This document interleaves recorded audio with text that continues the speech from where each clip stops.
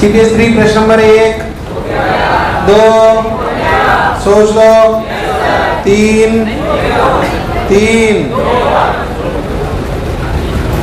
प्रश्न नंबर 1, 2, 2,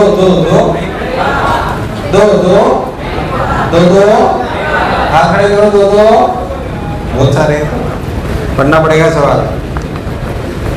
चलो, two equal discs initially at rest are in contact in smooth horizontal table. A third disc of same mass but of double radius strikes them symmetrically and comes to rest after impact. The coefficient of क्या हुआ इसमें? Answer गलत आ रहा है क्या? तुम्हें पता ही नहीं चल क्या है?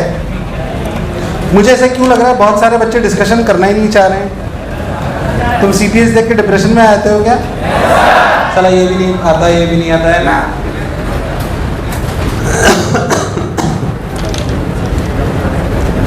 कोफिशिएंट ऑफ रेस्टिट्यूशन की डेफिनेशन अपन सब लोग जानते हैं। मान लीजिए कि आपका कौन सा सवाल है, दूसरा देखते हैं भाई, कैलकुलेशन देख ये ऐसे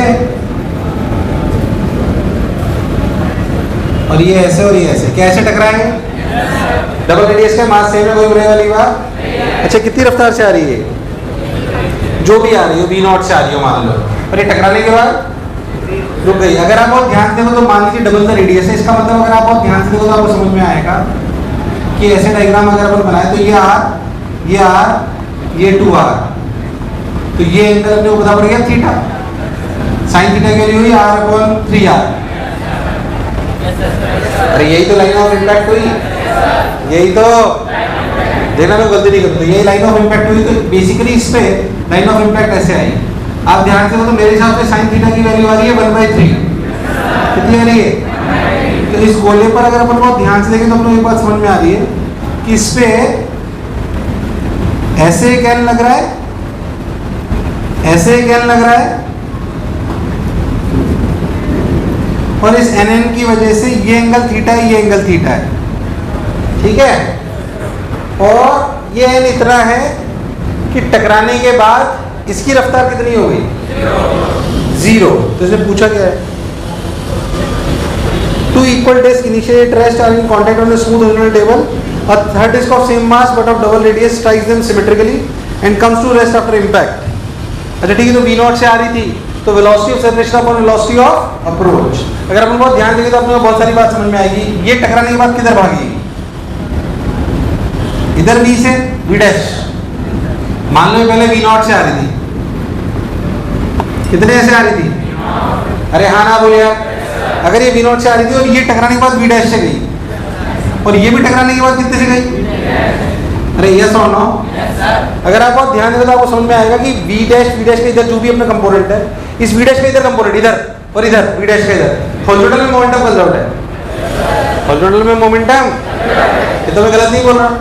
इनिशियली अच्छा तीनों का मास सेम है, देखना तो गड़बड़ नहीं कर रहा मास्टर, मैं भी तुम्हारे सामने सवाल देख रहा हूँ। तो इनिशियल मोमेंटम जो था वो था mv0, फाइनल मोमेंटम इसका खुद का तो 0 हो गया, इसका खुद का तो, इसका इधर हुआ V डैश, ये एंगल थीटा है तो ये भी थीटा है, क्या V डैश cos थीटा, और उसका भी mv डैश cos थीटा, तो क्या लिखूं 2mv डैश cos थीटा, बोल यस और नो? अच्छा m ने m को मार दिया V0/2 cos थीटा।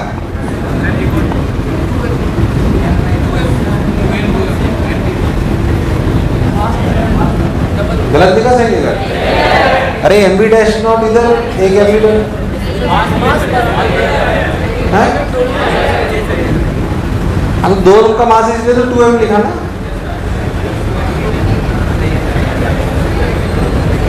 चवन्नी इधर v डैश है तो इधर v डैश cos थीटा है ना, तो इसका momentum mv dash cos theta है ना हॉरिजॉन्टल में, तो इसका कितना आया? तो mv dash cos theta mv dash cos theta कितना हो जाएगा? तो वही तो लिखा है, चौकी कहीं का आगे। हाँ v डैश बोलो, क्लियर है क्या? ये अपना v डैश आ गया, इसमें कोई दिक्कत वाली बात? चलिए भाई, अच्छा लगा, सुंदर लगा, बढ़िया लगा, मजा आया। हाँ अब क्या करना है भाई साहब, v डैश आ गया और cos थीटा के लिए आपको पता है कि sin थीटा की वैल्यू कितनी है? 1/3। तो cos थीटा की कितनी हुई? cos थीटा की वैल्यू हुई ये अपना वो हो गया √8 √8/3 हुई ना यार। चलो क्या ठीक है, ये आ गई। अब एक इक्वेशन है कोएफिशिएंट ऑफ रेस्टिट्यूशन की। इधर कोएफिशिएंट ऑफ रेस्टिट्यूशन की इक्वेशन अगर आप ध्यान से देखो तो basically velocity of separation upon velocity of approach, velocity of separation upon velocity of approach होती है। वेलोसिटी ऑफ अप्रोच देखो तो ऐसे इनिशियली v नॉट था, तो इसके अलावा कितना था, v नॉट cos थीटा। अरे कितना था, क्या आवाज है, कितना था, v नॉट cos थीटा। बोलो क्लियर, ठीक भाई साहब। तो v not cos theta velocity of separation, ये वेलोसिटी ऑफ अप्रोच हुई है। v not cos theta is the velocity of approach, और वेलोसिटी ऑफ सेपरेशन क्या हुई, v डैश। अरे हाँ ना तो बोल, तो v dash by v not cos theta is e, ये तो डायरेक्टली आ गया ना। तो v नॉट ने मार दिया, मेरे हिसाब से आंसर है 1/2 cos स्क्वायर थीटा। cos को लेने की वैल्यू कितनी है, 8/3, 3/16 आंसर है। मैंने दोनों करेगा 8/9, हाँ सही कर रहा हूँ ना, तो 9/16 आंसर है क्या, बता दो क्या। अरे भाई साहब तुम्हें मेरी बात समझ, कई लोग पीछे सोच रहे हैं आप ही तो है इसका साले।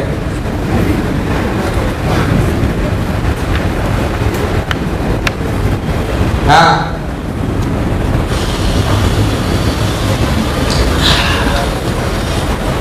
कहीं को तो यही नहीं पता कि साला ई, वो तो लॉग वाला ई समझ रहे थे, ये कौन सा ई है साला, ये जानते ना, ई फॉर एलिफेंट। शाबाश। कोएफिशिएंट ऑफ रेस्टिट्यूशन होता है velocity of separation upon velocity of approach. शाबाश। प्रश्न नंबर 2 हो गया, 3 जरिए के बाद तुम सारे पूछ दो यार, क्या सवाल है मुझे क्या पता।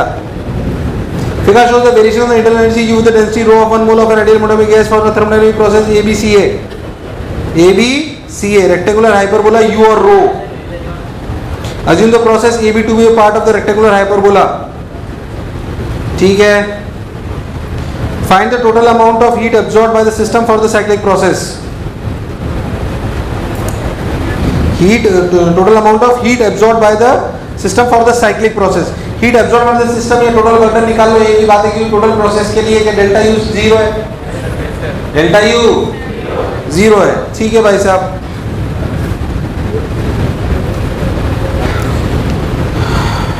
ये हाइपरबोलिक वाला फंक्शन ये एडियाबैटिक हुआ क्या, एक मिनट देखना तो।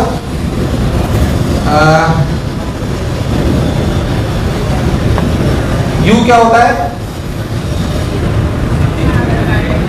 U is directly proportional to 1/rho।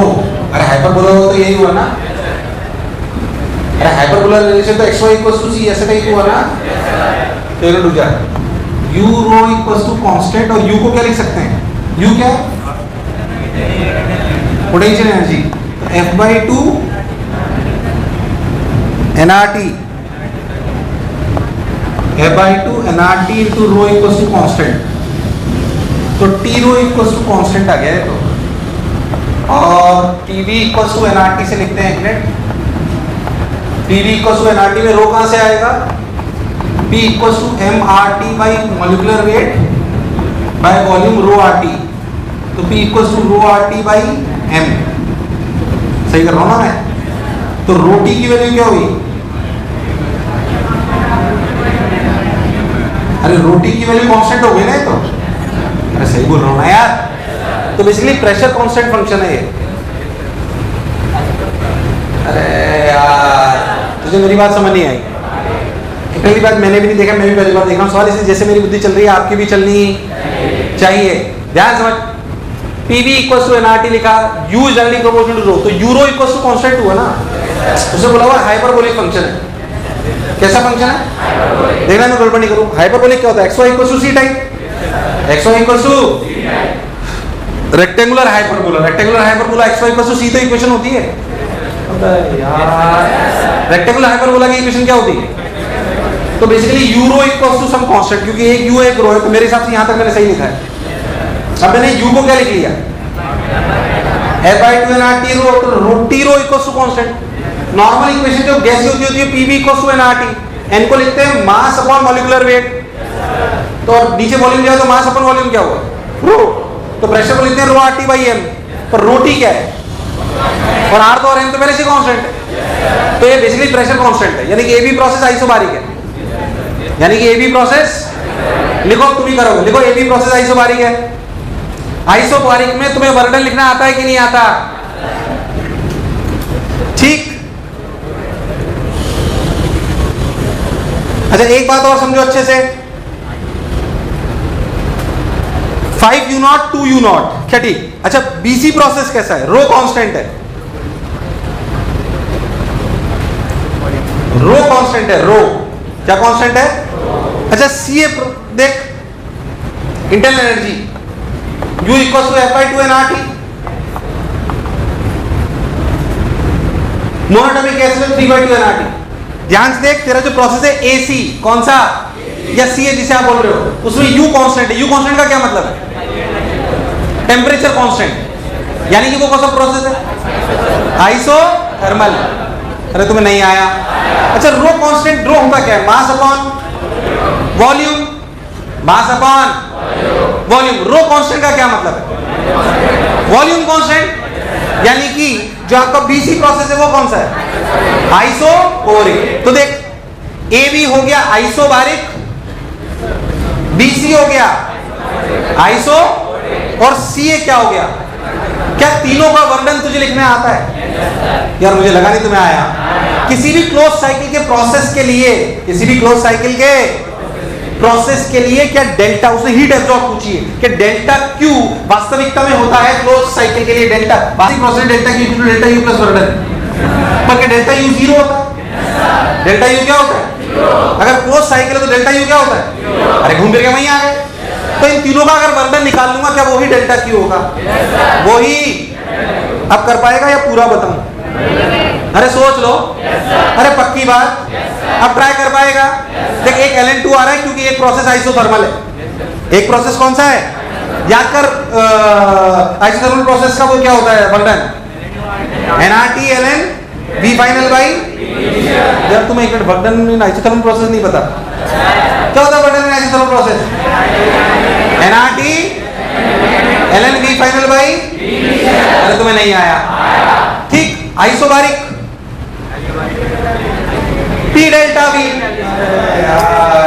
Isobaric P, isochoric 0।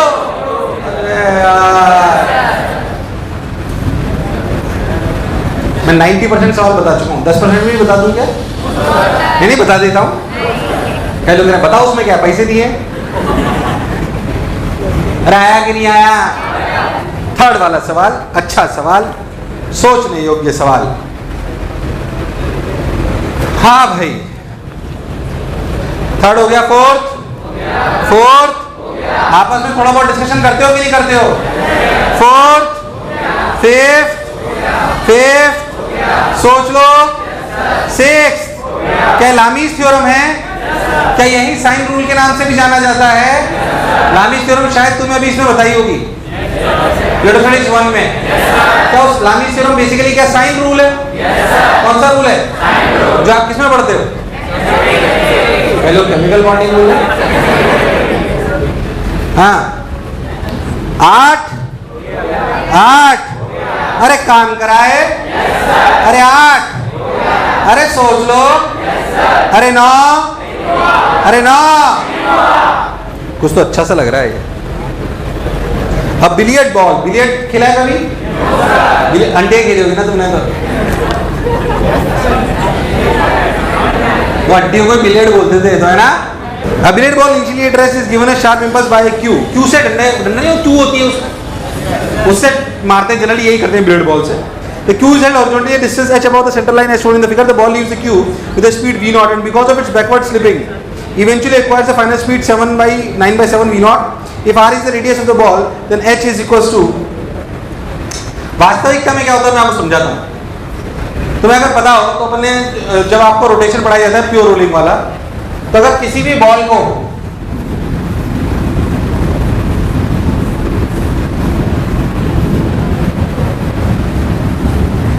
देखिए, किसी भी बॉल को ऐसे Q से मारा h हाइट पे, कितनी हाइट पे? h हाइट पे Q से मारा। The ball leaves the Q with a speed v0 and because of its backward slipping, backward ऐसा क्यों हो रहा है पहले समझो। जब Q को मारते हैं तो वास्तविकता में ये जो H है ये क्या है? H, इसकी वजह से इसकी रफ्तार आई V0। कितनी आई? V0। इस Q की वजह से, इस Q ने क्या काम, इस Q ने मान लो इंपल्स दी J, कितनी दी? J। बोलो क्लियर एकदम? मुझे पूछा गया है सवाल में H, समझना अच्छे से, 9/7 V0। इस H पे जब अपन Q से मारे तो इस बॉल घूमी की चली, दोनों, मान लीजिए इंपल्स था J, तो उसने बोला J की वजह से रफ्तार आ गई mv0। उसने बोला ना कि मारने से उसकी रफ्तार कितनी आ गई, तो J के लिए mv0 आ गई। पर इस J ने एंगुलर इंपल्स भी दिया भाई, ये लिखा गया इंपल्स बराबर change in momentum, initial momentum 0 था, फाइनल मोमेंटम mv0 था। देखना मैं कुछ गलत नहीं कर रहा हूं, तुम्हारे सामने सवाल देखा है, ध्यान से देख। J इक्वल्स टू mv0, क्या यहां तक बात क्लियर है? अब देखते हैं, अब क्या करेंगे? J into H is angular impulse, J into H is angular, तो J into H is angular impulse। ठीक वैसे ये बात भी समझ आई। Angular impulse equals to change in angular momentum, change in momentum मतलब I ओमेगा, कितना?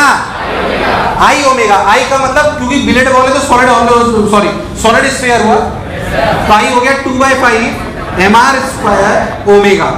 बोल यस और नो? अब उसने बोला J into H equal to 2/5 mr² omega, तो J की वैल्यू यहां से रख दो, तो J की वैल्यू तो mv0 है। अरे कितनी है? mv0। तो दोनों को डिवाइड कर देंगे तो मतलब ओमेगा की वैल्यू कितनी है देखना ध्यान से, mv0 रख देंगे तो m ने m को मार दिया 5v0/2 mr² ऊपर H, m नहीं आएगा ना, वही तो बोल रहा था। अरे हाँ ना बोल यार, ये ओमेगा आ गई। अब वास्तविकता में उसने बोला कि क्योंकि देख ये ओमेगा और ये V0 है, एक आर कहां छूटा, mv0h, m ने m को मान लिया, सही तो है।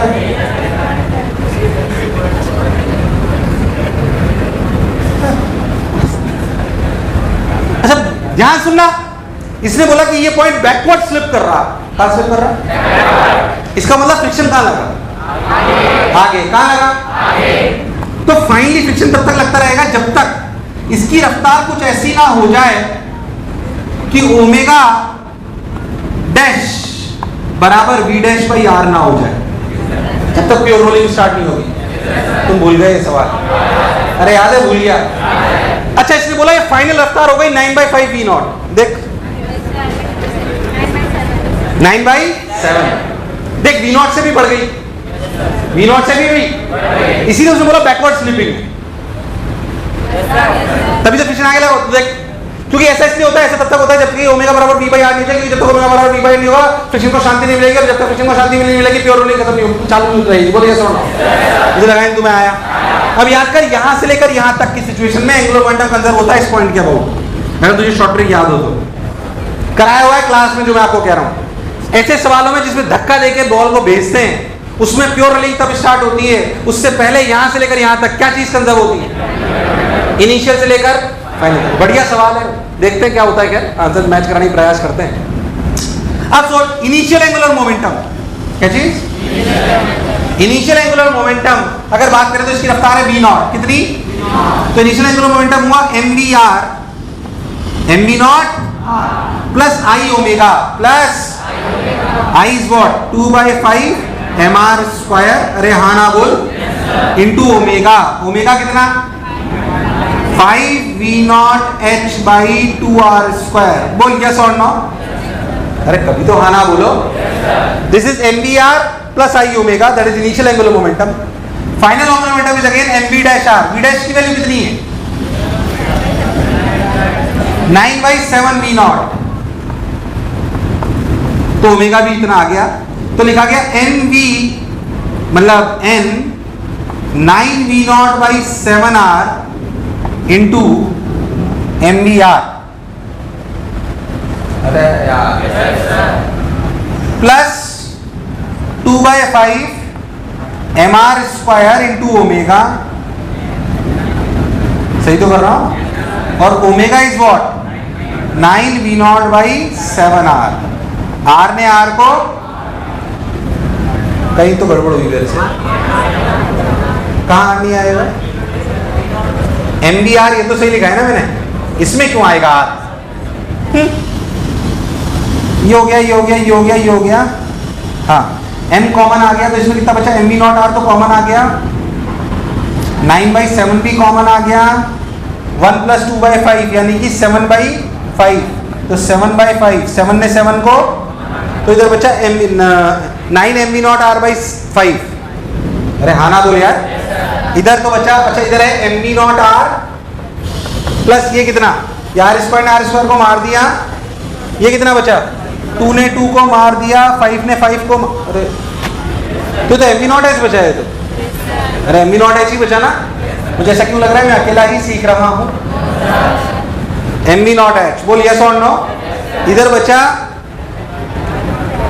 9/5 MB नॉट R, इधर ले जाओ तो माइनस MB नॉट R, तो 4 MB not R/5 MB not, 4R/5 answer है क्या? आ गया देख। अरे भाई साहब, कई लोग फिर खुश, चलो इसको तो आता है कम से कम। देखिए ध्यान से देखिए, क्या? अच्छा तुम घर की चाबी घर वालों को बंद करके ले जाते हो? चलो थोड़ी देर अंदर में पढ़ के आता हूँ। 9th वाला समझ आया क्या? देखो आंसर भी आ गया, ध्यान से देखो करा क्या है, पर इसके लिए आपको प्योर रोलिंग वाले कॉन्सेप्ट आने, एंगुलर इंपल्स, इसमें अच्छा सवाल है। एंगुलर इंपल्स लग गया, इंपल्स लग गया, एंगुलर मोमेंटम कंजर्वेशन लग गया, मोमेंट ऑफ इनर्शिया आपको याद होना, तब आप सवाल कर सकते हो। एंगुलर मोमेंटम कंजर्वेशन भी कंबाइंड ट्रांसलेशन प्लस रोटेशन वाला है, नॉर्मल थोड़ी है वो। हाँ भाई 10 पक्का? चलो CBS 4 डन करेंगे, आप एक एक निपटाते जाते हैं।